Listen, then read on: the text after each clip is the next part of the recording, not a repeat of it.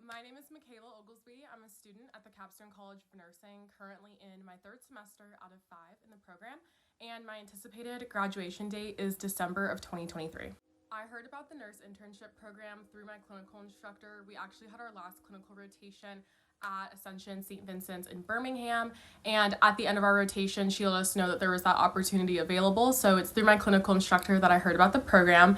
I'm the most interested in it because it gives students the opportunity to practice like their nurse communication skills, their patient communication skills, as well as bedside nursing care while still being in school. Of course, clinicals do provide that opportunity as well, but I feel like having the internship on top of that kind of gives the student that extra push that they may need to be a better new grad nurse after graduation. So I've always been interested in medicine as a whole, but when it came to selecting what role I wanted in the healthcare team, I chose nursing because the prime thing that was at the forefront of my mind was patient advocacy. So I'm really huge about fighting for the vulnerable voices who may not be able to have the opportunity to be heard.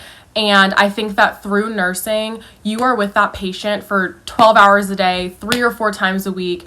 And nobody else on the healthcare team knows your patient as much as the nurse does. So I think that my skill set best resides in fighting for the patient, getting to know the patient, their needs, and communicating that with others. Communication is such a huge thing for me. So that is why I chose nursing as a field. I thought that that would be the best option for advocating for the patient and being able to help others who may not have the opportunity to be heard.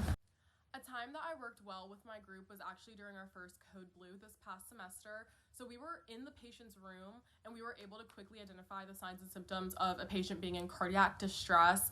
And then we were able to go ahead and get that code started, figuring out who's going to do chest compressions, who's going to go get the nurse, who's going to get the crash cart, all of those things we were able to figure out together. And it was really interesting because everyone in my group kind of figured out where there was a role that wasn't being filled and they were able to immediately fill it. So I'm super proud of my group for all being so in sync in that moment to be able to help essentially save somebody's life.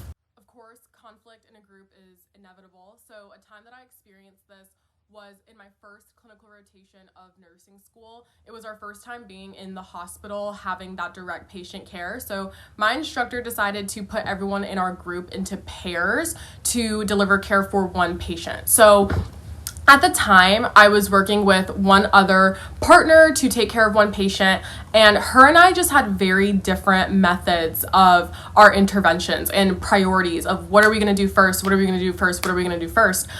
In my head, I had an entire way that I wanted to do things, very to-do list, type A, organized, where she wanted to start and stop a lot of different interventions, change interventions, and then ultimately the things that she wanted to do were different than the things that I wanted to do. So we were able to resolve this by literally just stopping and taking a break. We both identified that we were on very different pages. So we stopped, took a break outside of the patient's room, and we talked it out. We figured out what we were going to do. We explained why we thought what things should happen in order.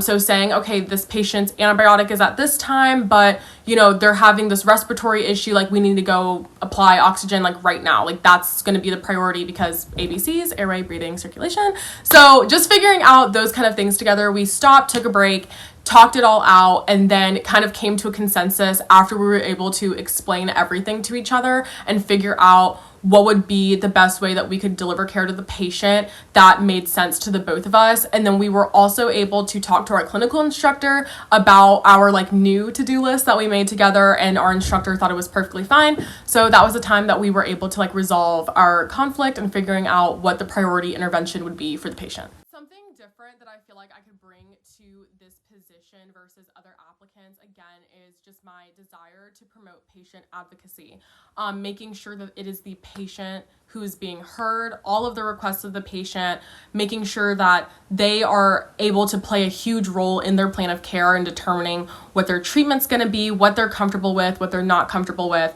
I want to be able to be the one who can talk to that patient, calm them down, because I think that a lot of times in nursing school, we only focus on like the physical aspects or the patho of what someone's diagnosis is, whereas I want to focus a little bit more on their mental health and where are they coming from. And, you know, they may have this and that going on and that's why they're in the ICU, but how are they feeling about it? And like, let's talk about those things, because very often mental health in patients does kind of get pushed a little bit to the side. And so I want to be that person who is able to make sure that the patient is receiving the most holistic plan of care. So that is it for all of my interview questions. Thank you so much for providing me with this opportunity, and I look forward to hearing from you guys soon.